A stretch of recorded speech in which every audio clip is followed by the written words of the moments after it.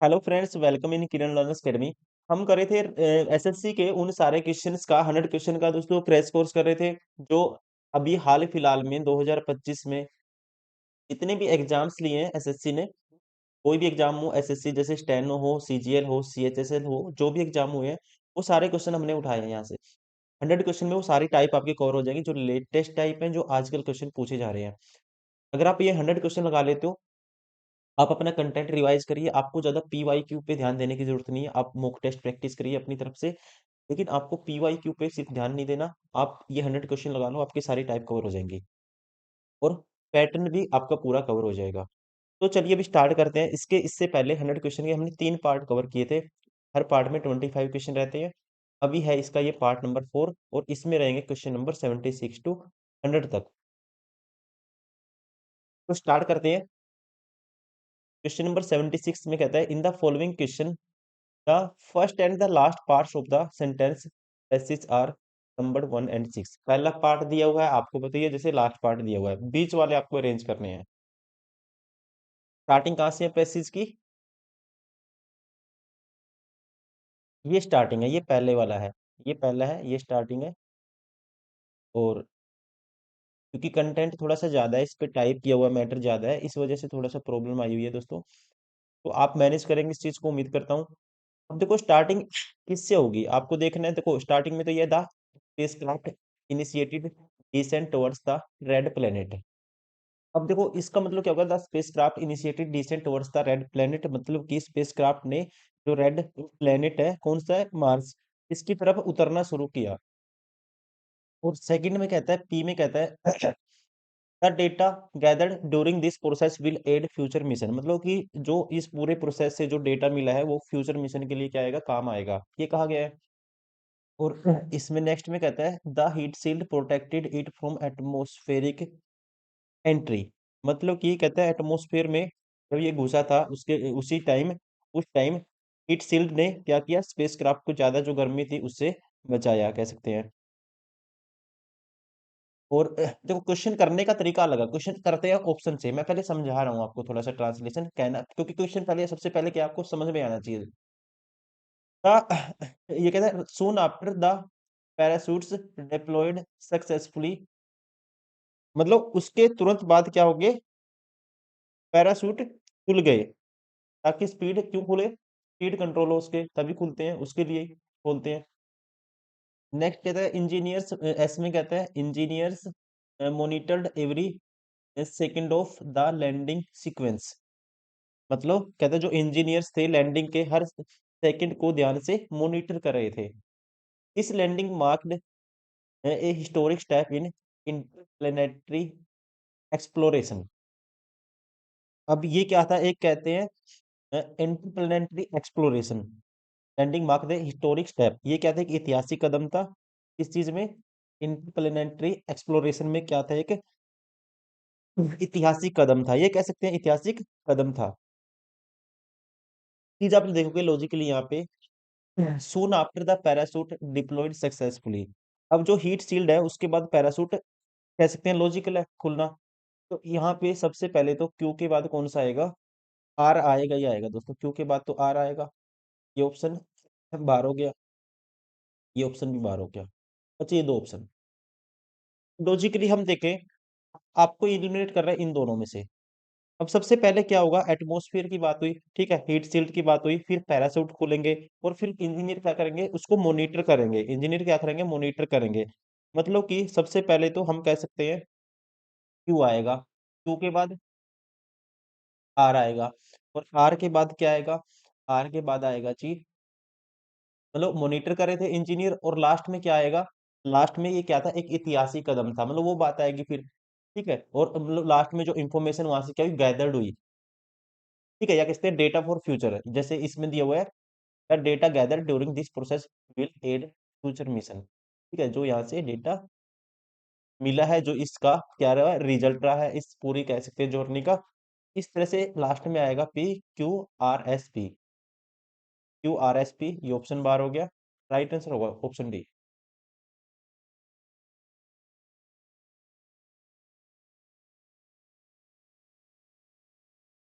Question number 77,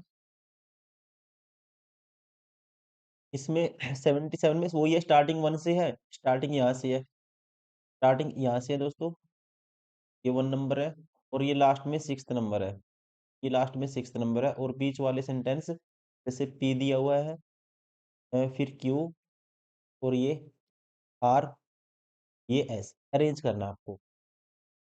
अब पढ़ते हैं, human memory is a complex neurological process. मतलब कहता है जो इंसान की याददाश्त होती है, एक क्या होती है, कॉम्प्लेक्स न्यूरोलॉजिकल प्रोसेस होती है। में कहता है short term memory store data temporarily for immediate use. ठीक है, आपको मीनिंग समझ में आ गया होगा इसका। Information can be transferred to a long term memory with repetition. R में कहता है the brain filter and encodes information efficiently. और एस में कहता है long term memory holds information for an extended period. Undertaking memory help improve learning strategies. अब देखो starting में दोस्तों क्या बताया इसने, मेमोरी के बारे में बताया, मेमोरी क्या है, मेमोरी क्या है, मैं पहले वाले में बताया। अब आपको अरेंज करना है, देखो स्टार्टिंग में आर है, पी है, आर है, पी है, पी आएगा या आर आएगा। पी में तो कहता है short term memory stores data temporarily और इमीडिएट यूज, और आर में कहता है क्यू, आर में कहता है the brain filter and encodes information efficiently. देखो मेमोरी कहाँ, काम कहाँ होता है, मेमोरी का सारा माइंड में होता है, तो सबसे पहले माइंड के दिमाग का काम है जो वो बताएंगे हम, दिमाग का वर्क है जो माइंड का कह सकते हैं जो काम है वो बताएंगे। तो दिमाग का काम क्या क्या होता है, फिल्टर प्लस इनकोड करना मेमोरी को। तो इसका मतलब स्टार्टिंग में पी तो नहीं आएगा, आर आएगा, आर आएगा, तो ये दो ऑप्शन बाहर होंगे पी वाले। अब आर के बाद क्यू आएगा या पी आएगा। अब देखो the brain filter and encoded information efficiently, ठीक है, अगर मैं क्यू उठाता हूँ, क्यू में कहता है information can be transferred to long term memory with repetition, और पी में कहता है short term memory store data temporary for immediate use. अब देखो जो पहले माइंड के बारे में बताया, अब बताएंगे कि शॉर्ट टर्म मेमोरी कैसे कहाँ होती है, कह सकते हैं स्टोर होती है। इसका मतलब फिर क्या आएगा, पी आएगा, मतलब शॉर्ट टर्म मेमोरी से जो शॉर्ट टर्म मेमोरी है टेम्परेरी मेमोरी होती है, इमीडिएट इमीडिएट यूज के लिए ये स्टोर हो जाती है, जैसे कैचे मेमोरी होती है कंप्यूटर में। और फिर बताएंगे कि ये रिपीटिशन से लॉन्ग टर्म में कन्वर्ट हो जाती है, जो कोई चीज हम रिपीट करते हैं ना बार बार, वो हमें लॉन्ग टर्म के लिए याद हो जाती है। तो इसका मतलब दोस्तों सी आएगा, क्यों नहीं आएगा, राइट आंसर होगा ऑप्शन सी। 78 क्वेश्चन सेम ही है, बिल्कुल सेम ही है, इसलिए रिपीट हुआ है, ये क्वेश्चन गलती से रिपीट हो गया। Question number 79, rearrange the part of the sentence. इसमें कहता है पहले में तो इम्प्रूव रोड सेफ्टी, बी में कहता है stricter traffics rules should be implemented immediately. अब इसमें सबसे पहले हमें क्या चाहिए, सेंटेंस स्टार्ट होगा सब्जेक्ट से। सब्जेक्ट क्या हो गया दोस्तों इसमें, stricter, stricter traffic rule subject होगा। फिर वो उनका क्या करना चाहिए, तो कह सकते हैं स्ट्रॉन्ग जो ट्रैफिक रूल है वो क्या करने चाहिए, किए जाने चाहिए, फॉलो किए जाने चाहिए या इम्प्लीमेंट किए जाने चाहिए, शुड बी इम्प्लीमेंटेड आएगा, फिर शुड बी इम्प्लीमेंटेड आएगा, मतलब कि मतलब पहले बी आएगा, stricter traffic rules should be implemented, फिर आएगा सी आएगा, इसलिए कब, इमीडिएटली, इमीडिएटली, इमीडिएटली मतलब फिर डी आएगा, किस लिए, तो इम्प्रूव रोड सेफ्टी को इम्प्रूव करने के लिए, फिर आएगा A, B C D A, B C, B C D A. तो देखो जो एग्जाम हुआ था इसमें स्टेनो में बहुत सारी गलतियां, एडवोकेट ने इतने गलत क्वेश्चन पूछे हैं, बहुत सारे एरर है, ठीक है, राइट आंसर होगा इसका ये वाला। Question number 80, Franklin hypothesized that lightning was a form of electrical discharge. मतलब फ्रैंकलिन ने कहता है, जो फ्रैंकलिन है दोस्तों, फ्रैंकलिन ने सोचा कि बिजली एक क्या है, इलेक्ट्रिकल डिस्चार्ज है। Franklin flew a kite made of a silk string and attached a metal key to it during a storm। मतलब कहते हैं फ्रैंकलिन ने स्टोरम मीन्स तूफान, तूफान में पतंग उड़ाई, काइट मीन्स पतंग उड़ाई, इसमें मेटल की लगी थी। He wanted to prove this by conducting an experiment to capture the electrical charge from a thunderstorm। मतलब कहता है वो इस थ्योरी को एक्सपेरिमेंट से प्रूव करना चाहता था। और फोर्थ में कहता है has storm approached the kite was strucked by lightning and the metal he conducted the electrical discharge. मतलब कहते हैं जो स्टॉर्म आया, तूफान आया, बिजली गिरी और की से करंट कंडक्ट हुआ। एक्सपेरिमेंट क्या हो गया, उसका कामयाब हो गया। अब हमें अरेंज करना है अकॉर्डिंग टू, आपको देखो समझना अलग चीज होती है, एग्जाम में क्वेश्चन सोल्व करना वो अलग चीज है। अब देखते हैं कि एग्जाम में कैसे करना था। अब सभी में पहला दिया हुआ है, सभी में पहला आएगा। अब पहले क्या करेंगे, हम किसी भी चीज के बारे में कोई आइडिया बताते हैं, थ्योरी बताते हैं, तो इसका मतलब सभी में पहला दिया हुआ है। इसमें बताया हुआ Franklin hypothesized that lightning was a form of electrical discharge. अपने आप में पहला ठीक है, सभी में है। अब उसके बाद फिर जो थ्योरी आइडिया है, इस आइडिया को प्रूव करना है पहले। फिर क्या करेंगे, प्रूव करेंगे। प्रूव करने के बारे में सोचेंगे, कह सकते हैं प्रूव करने का रीजन क्या है, रीजन के बारे में डिस्कस करेंगे। तो इसका मतलब दोस्तों फिर क्या आएगा, तीसरा आएगा। पहले ये आएगा, फिर तीसरा आएगा। फिर प्रूव करने के लिए एक्सपेरिमेंट करेंगे। एक्सपेरिमेंट मीन्स फिर उसने क्या करी, पतंग उड़ाई जो बंधी हुई थी धागे से। तो इस तरह से फिर क्या आएगा, दूसरा आएगा। फिर रिजल्ट आएगा। रिजल्ट क्या था, इलेक्ट्रिकल चार्ज क्या हो गया था, कंडक्ट हो गया था। मेटल की कंडक्टिविटी था इलेक्ट्रिक चार्ज। राइट आंसर होगा ऑप्शन बी।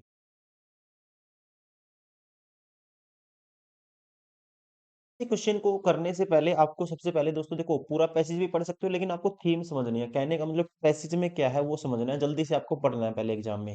जैसे मैं पढ़ता हूँ, इसको बाद में सोल्व करेंगे।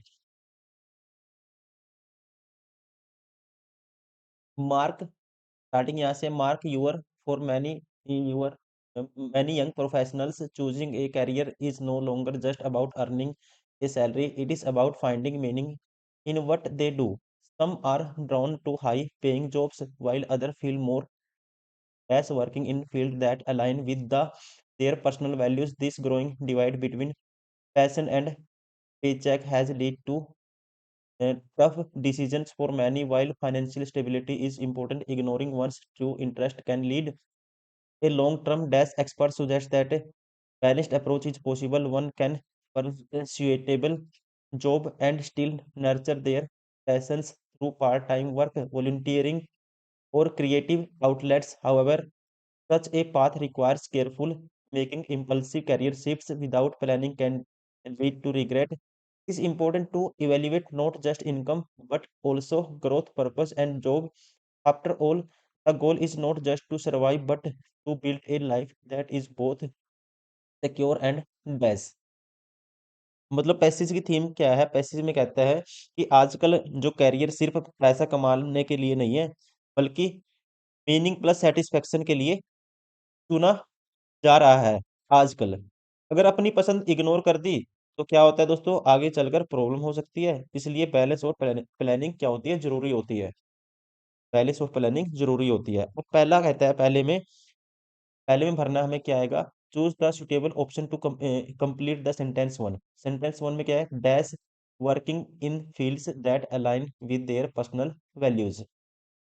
अब यहाँ पे देखो चैलेंज्ड की बात नहीं है, कंफर्टेबल, प्राउड। देखो कंफर्ट, ये प्राउड की बात नहीं है। अब इन दोनों में से उठाते हैं, फुलफिल्ड आएगा, कंफर्टेबल आएगा। अब देखते हैं, dash working in field that align with their personal values. तो यहाँ पे दोस्तों जब कह सकते हैं, जब काम अपनी वैल्यूज के हिसाब से हो तो इंसान अंदर से सेटिस्फाई और खुश महसूस करता है। तो यहाँ पे जो बात है फुलफिल्ड होने की, राइट आंसर होगा यहाँ पे ऑप्शन डी फिट बैठता है, fulfilled. Fulfilled working in fields that align with their personal values.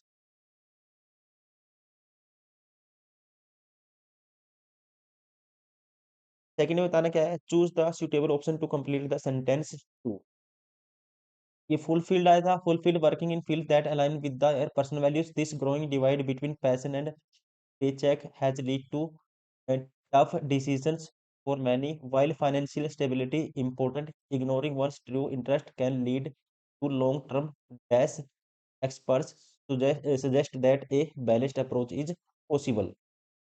अब देखिए यहाँ पे, ignoring one's true interest can lead a long term dash. Expert suggest that balanced approach is possible. Balanced approach possible है, कहता है अगर हम ignore करेंगे, ठीक है, कह सकते हैं जब अपनी पसंद को इग्नोर करोगे तो आगे चलकर दोस्तों मेंटल थकान और फ्रस्ट्रेशन हो जाती है। और इसके लिए वर्ड है, उसे बोलते हैं बर्नआउट, बर्नआउट आएगा यहाँ पे। राइट आंसर होगा, देखो दोनों में सेम दिया हुआ है बर्नआउट, इसमें और इसमें सेम दिया हुआ है, इसलिए राइट आंसर होगा यहाँ पे जो फिट बैठेगा बर्नआउट। मतलब अपनी पसंद को इग्नोर करने से क्या हो जाता है आगे चलकर, मन, इंसान का मन थक जाता है, मन में थकान आ जाती है, फ्रस्ट्रेशन हो जाती है, तो इसी का मतलब होता है बर्नआउट। क्या आएगा, लॉन्ग टर्म बर्नआउट। थर्ड में बताना अब क्या आएगा, burnout experts suggest that the balanced approach is possible. One can pursue a stable job and still nurture their passions through the part-time work, volunteering, or creative outlet. However, यद्यपि such a path requires careful dash making impulsive career shifts without planning can lead to regret. यहाँ से meaning क्या निकल के आता है, मतलब कि अगर कैरियर में हम बिना सोचे कोई भी डिसीजन लेते हैं, बिना सोचे समझे दोस्तों, तो क्या हो सकता है, नुकसान हो सकता है। तो यही तो कहा गया है इसमें, क्या हो सकता है दोस्तों, नुकसान हो सकता है। इसलिए however such a path requires a careful क्या होनी चाहिए, प्लानिंग होनी चाहिए। राइट आंसर होगा ऑप्शन सी। क्वेश्चन नंबर 84, 84 में बताना है क्या आएगा, career planning can is important to evaluate not just income but also growth, purpose and job as after all the goal is not just to survive but build a life that is both secure and dash। अब ये कहता है सिर्फ आपको पैसा नहीं देखना, क्या कहता है फोर्थ में, बट ऑल्सो ग्रो, देखो it is not important to evaluate just not income, income नहीं देखनी सिर्फ, बट ऑल्सो क्या देखनी है, ग्रोथ भी, पर्पस एंड जॉब की क्या होनी चाहिए दोस्तों, लॉयल्टी होनी चाहिए, एटीट्यूड होना चाहिए, कंफर्ट होना चाहिए, स्टेबिलिटी होनी चाहिए। राइट आंसर होगा ऑप्शन सी, आसान है बिल्कुल। और यहाँ पे आएगा stability after all the goal is not just to survive but to build a life that is both secure and, life कैसी होनी चाहिए, मतलब लाइफ कैसी होनी चाहिए, लाइफ ऐसी हो जो सेफ भी हो और अंदर से क्या हो, अंदर से सेटिस्फेक्शन भी होना चाहिए। अब वेल्थी सिर्फ पैसा नहीं होना चाहिए, गलत हो गया। क्रिएटिव नाम में फिट नहीं है यहाँ पे, गलत हो गया। रूटीन, गलत हो गया। तो क्या होनी चाहिए, रिवार्डिंग, सिक्योर एंड रिवार्डिंग होनी चाहिए, मतलब कि लाइफ ऐसी हो, सेफ भी हो और अंदर से सेटिस्फेक्शन भी हो, दैट इज रिवॉर्डिंग। वैसे ही पहले थीम समझेंगे, फिर जल्दी से क्वेश्चन आपको एग्जाम में करना होता है। In modern societies the concept of freedom is often celebrated as an essential right. However, true freedom is not the absence of rules, but the presence of the thoughtful. As without it, freedom risks turning into chaos, where individual actions undermine collective welfare. A society that prizes only pers- personal liberty without shared responsibility may soon face moral and civic. While people often equate freedom with doing as they please, meaningful liberty requires a commitment to boundaries that preserve dignity and dash. For all this balance is difficult to maintain, especially in democracies where voices are many and interests are often dash. Yet it is precisely uh, through dialogue, compr- compromise, and mutual respect that freedom finds its most enduring expression. In the end, freedom divorced from responsibility is not progress but a subtle dash of what is truly means to be free। अब मोटा मोटा कहें, passage में कहा गया है, passage में कहता है फ्रीडम का मतलब रूल्स ना होना नहीं होता, अगर रिस्पॉन्सिबिलिटी नहीं होगी तो फ्रीडम क्या है दोस्तों, चाउस बन जाती है, क्या बन जाती है, CHAOS, चाउस बन जाती है। पहले में बताना है क्या आएगा, choose the suitable option to complete the sentence. अब यहाँ तक हमने पढ़ लिया। हाउएवर देखो, in modern society the concept of freedom is often celebrated has an essential right. However true freedom is not the absence of rules but the presence of thoughtful dash without it. मतलब freedom के साथ साथ और क्या होना चाहिए, freedom के साथ साथ दोस्तों क्या होना चाहिए, यहाँ पे control, governance, leadership, restaurant, restaurant यहाँ पे फिट बैठेगा, इसका मतलब होता है सेल्फ कंट्रोल। फ्रीडम के साथ साथ साथ सेल्फ कंट्रोल होना चाहिए। ठीक है, absence of rules but the presence of thoughtful restraint, without it freedom risk turning into chaos, वरना वो किस में बदल जाएगी, चाउस में बदल जाएगी। चाउस का मतलब क्या है दोस्तों, हर जगह अफरा तफरी मची होना, मतलब कि जहाँ पे कोई नियम कंट्रोल ना हो, इसे बोलते हैं। ये हो गया इसका राइट आंसर 86 का। अब 87 में हमें बताना है यहाँ पे क्या आएगा। 87 में पढ़ते हैं यहाँ पे क्या आएगा, सेकंड वाले पे क्या आएगा, सेकंड में choose the suitable option to complete the sentence second. यहाँ तक पढ़ चुके थे, where individual action undermine collective welfare, a society that prizes only personal liberty without shared responsibility may soon face moral and civic dash. देखिए इसमें साफ साफ कहा गया है, society that prizes only personal liberty नहीं होनी चाहिए, विदाउट शेयर्ड रिस्पॉन्सिबिलिटी के बिना क्या हो जाता है, मे सून फेस मोरल एंड सिविक। आगे चल के क्या हो सकता है, सोसाइटी आगे चलकर मतलब कि खराब हो सकता है, कुछ ना कुछ बिगड़ सकती है बात। तो रिवाइवल नहीं फिट बैठेगा, एजुकेशन लॉयल्टी यहाँ बैठेगा कोलैप्से। कोलैप्से का मतलब होता है दोस्तों कोई चीज मतलब बिगड़ जाना, गिरावट बर्बादी की तरफ चली जाना कोई चीज। ठीक है, कोई भी सिचुएशन, तो यहाँ आएगा फिट बैठेगा कोलैप्से हो जाएगा, कोलैप्से हो जाएगा, विदाउट शेयर्ड रिस्पॉन्सिबिलिटी क्या हो जाएगा, कोलैप्से हो जाएगा, मतलब बर्बादी हो सकती है। थर्ड में बताना है अब क्या आएगा,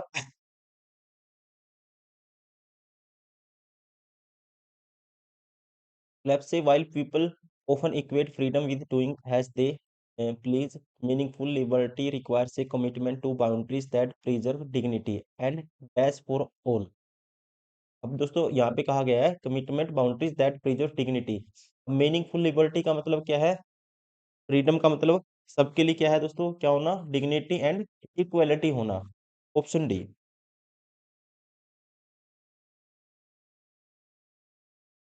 89, 4 नंबर में बताना है क्या आएगा, equality for all, this balance is difficult to maintain especially in democracies where voices are many and interests are often less yet। अब अगर आप ध्यान से इसमें से सेंस निकालेंगे, इस balance is difficult to maintain, ये बैलेंस मेंटेन करना क्यों मुश्किल हो जाता है, स्पेशली इन डेमोक्रेसीज के अंदर, वेयर वॉइसेस आर मैनी, क्योंकि वहां पे बहुत सारी वॉइसेस होती है, इंटरेस्ट भी अलग अलग होते हैं लोगों के, ऑफन क्या हो जाता है, क्लैश हो जाता है। क्लैश का मतलब टकरा जाना, लोगों के इंटरेस्ट ने अक्सर आपस में क्या जाते हैं, इंटरेस्ट टकरा जाते हैं। तो यहाँ फिट बैठेगा क्लैश, राइट आंसर होगा ऑप्शन डी। 90, 90 में बताना है यहाँ क्या आएगा, 5 नंबर में, less yet it is precisely through dialogue, compromise and mutual respect that freedom finds its most enduring expression in and freedom divorced from responsibility is not a progress but a, देखो अब contradiction करनी है, responsibility is not a progress but a subtle of what। अब देखते हैं, देखो freedom divorced from responsibility, मतलब responsibility के बिना फ्रीडम का क्या हो जाएगा दोस्तों, फ्रीडम में क्या हो जाएगा, divorce responsibility not a progress but A subtle, मतलब क्या हो जाएगा, डिस्टोर्शन हो जाएगा। रिस्पॉन्सिबिलिटी के बिना फ्रीडम का मतलब डिस्टोर्शन हो जाएगा, मतलब बिगड़ जाता है इसका, कुछ मतलब ही नहीं रहेगा। यहाँ पे फिट बैठेगा, मिसअंडरस्टैंडिंग गलत है, रिजेक्शन गलत है, क्रिएशन गलत है, क्या हो जाएगा, डिस्टोर्शन हो जाएगा, मतलब कुछ मतलब ही, सारा मतलब ही बिगड़ बिगड़ जाएगा, कुछ मतलब ही नहीं रहेगा।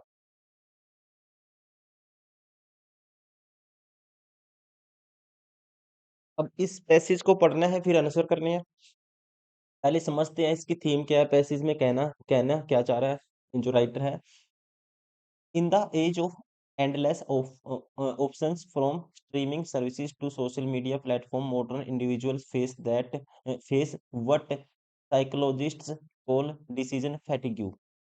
Unlike earlier generation who had limited choices, today's youth are constantly required to decide what to watch से क्या देखना है, होम टू फॉलो किसको फॉलो करना है, what to share and how to, आप मीनिंग तो समझ ही पा रहे होगे, how to respond. While freedom of choice is often celebrated, too many choices can be lead to stress, dissatisfaction, and even paralysis. Ironically, ironically, abundance can become overwhelming. Algorithms designed to predict preferences often narrow exposure rather than broaden it, creating digital bubbles. People may feel control, yet their choices are subtly shaped by unseen patterns over time. The constant need to choose can drain mental energy, leaving individuals anxious or indifferent. True digital freedom may lie not in limitless options, but in mindful engagement and setting personal boundaries. Recognizing when to choose, when to step back could be the new wisdom of the connected age. What is the main issue discussed in the passage? ये बताना है पहले question में क्या issue इसमें discussed किया गया है। इसमें दोस्तों थीम क्या है, मतलब कहने का मतलब पैसेज का कहता है लोगों के पास आजकल क्या है, बहुत सारी चॉइसेस हैं, ऑप्शंस बहुत ज्यादा हैं लोगों के पास, जैसे एप्स हो गए, वीडियोस होगी, पोस्ट करना हो गया, ठीक है, ये सारे ऑप्शन बहुत ज्यादा हो गए। ज्यादा चॉइसेस होने से लोगों में क्या हो गया, कंफ्यूज हो गए, स्ट्रेस्ड हो गए, मेंटली थक जाते हैं, इस वजह से लोग। असली फ्रीडम अनलिमिटेड ऑप्शंस में नहीं, ये कहने का मतलब है राइटर का, बल्कि क्या है, सोच समझकर यूज करने में है। अनलिमिटेड ऑप्शन में नहीं है, जो आपको जरूरी है आपके लिए उसको सोच समझकर वही यूज करना चाहिए, उसी को यूज करने में क्या है, बेनिफिट है असली, ये कहा गया है। पहला कहता है what is the main issue discussed in the passage. अब मेन इश्यू क्या है, स्ट्रेस। देखो एक बार आपने थीम समझ ली, आपको दोबारा से पढ़ने की जरूरत नहीं है, इतना बड़ा पैसेज नहीं, आसान है बिल्कुल ही। Stressed post by excessive digital choices, तो यही है इसका मेन फंडा है जो पैसेज का, मतलब ज्यादा डिजिटल चॉइसेस से क्या है, लोग स्ट्रेस्ड है, स्ट्रेस में है। तो यही है इसका जो मेन क्या है, मेन मुद्दा है इसमें, issue discussed in the passage कौन सा है, स्ट्रेस्ड या stress caused by excessive digital choices, ज्यादा डिजिटल चॉइसेस से स्ट्रेस।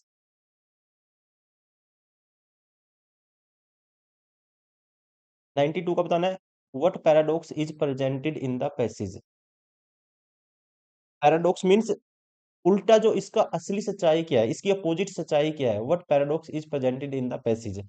पहला कहता है choice leads to control but also exhaustion,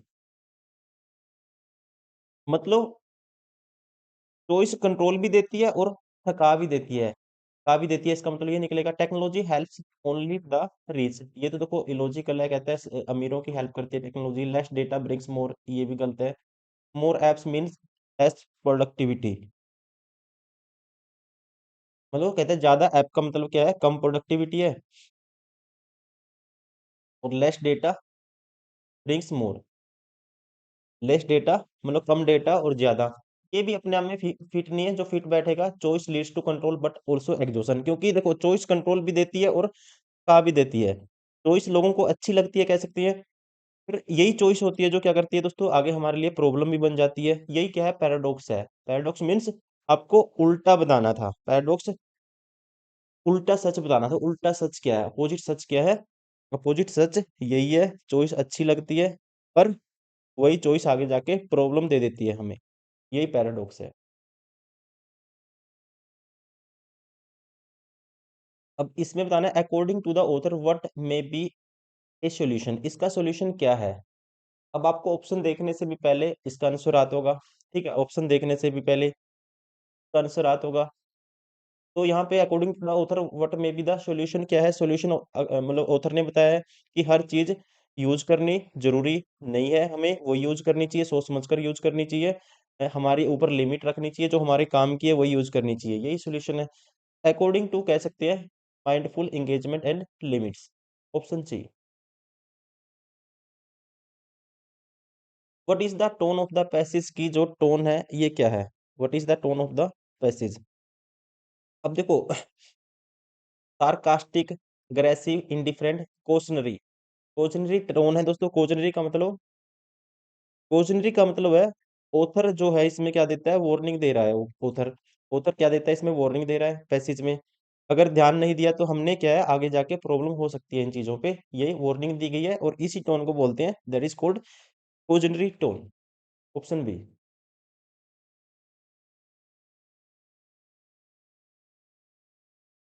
95। What does the author imply about algorithms. मतलब एल्गोरिदम है, इसके बारे में क्या क्या इम्प्लाई किया है ऑथर ने, क्या बताया है, ये आपको बताना है। अब यहाँ साफ साफ हमने पढ़ा था, algorithm design to predict preferences of narrow exposure then the broaden it creating digital bubbles people may feel in control yet their choice simply shaped by unseen patterns. मतलब कि एल्गोरिदम हमें वही दिखाते हैं जो हम पहले देख चुके होते हैं, इसलिए नया कंटेंट कम मिलता है। कह सकते हैं according to English, the limit exposure to diverse content. They limit sorry they limit exposure to diverse content, मतलब मीनिंग क्या निकल के आएगा, एल्गोरिथम हमें वही दिखाते हैं जो हम पहले देख चुके होते हैं, नया कंटेंट कम मिलता है इसलिए। Option C. अब हमें बताने हैं 96 to 100 homonym. They had a heated row last night. अब आपको बताना है यहाँ पे heated row last night, heated row आपको बताना है दोस्तों, इसका होमोनियम बताना है। हीटेड रो का मतलब है यहाँ पे झगड़ा। They had a heated row last night. यहाँ पे मिस टाइपिंग एरर है, यहाँ पे रो का मतलब अब होमोनियम बताना है। देखो, they had a heated row last night, देखो डिफरेंट इन कह सकते हैं, स्पेलिंग में डिफरेंट है, प्रोनाउंसिएशन में डिफरेंट है, लेकिन मीनिंग सेम निकलेगा। ऐसा वर्ड आपको देखना है, they had a heated row last night, तो यहाँ पे जो निकल, देखो उनके बीच में क्या हुआ, झगड़ा। लास्ट नाइट की बात है, झगड़े की बात है यहाँ पे, तो झगड़े को बोलते हैं आर्ग्यूमेंट। राइट आंसर होगा ऑप्शन है, ये होगा homonym. The police seized the counterfeit notes. इसका आपको बताना है नोट्स का होमोनियम।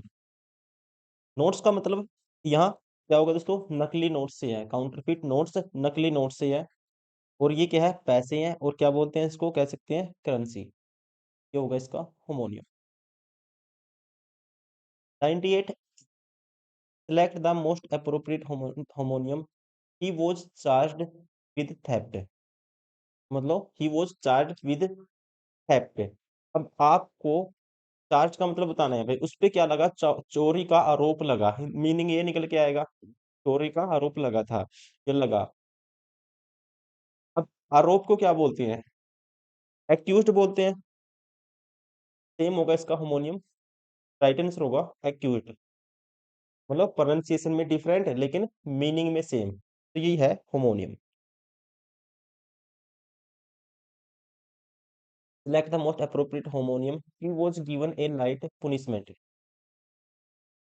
यहाँ पे लाइट का बताना आपको, लाइट का, देखो अब सेम तो नहीं बनेगा इसका, सेम नहीं बन रहा, किसी का सिनोनियम तो नहीं बनेगा इसका, लेकिन एंटोनियम बन रहा है। He was given a light punishment, light मतलब जो सीरियस नहीं थी, ठीक है, तो इसका नॉट सीरियस, मतलब नॉट सीरियस, और इसका उल्टा क्या हो गया, सीरियस हो गया, तो यहाँ पे हम ऑप्शन कर सकते हैं right, C. Question number 100। Select the most appropriate homonym taken by storm. Taken by storm का मतलब होता है, एक ये फिक्स्ड फ्रेज है जो कंटेक्स्ट में यूज किया जाता है, जैसे कि अटैक करना या वोर जबरदस्ती से कोई चीज छीन लेना, मीन्स जोर जबरदस्ती से हमला करके कोई चीज कब्जा कर लेना, मीन्स निकल के आया मीनिंग, इसका मतलब है हमला करना, और एजोल्ट का मतलब भी क्या होता है, हमला करना, ये होगा इसका होमोनियम। राइट आंसर होगा इसका ऑप्शन है।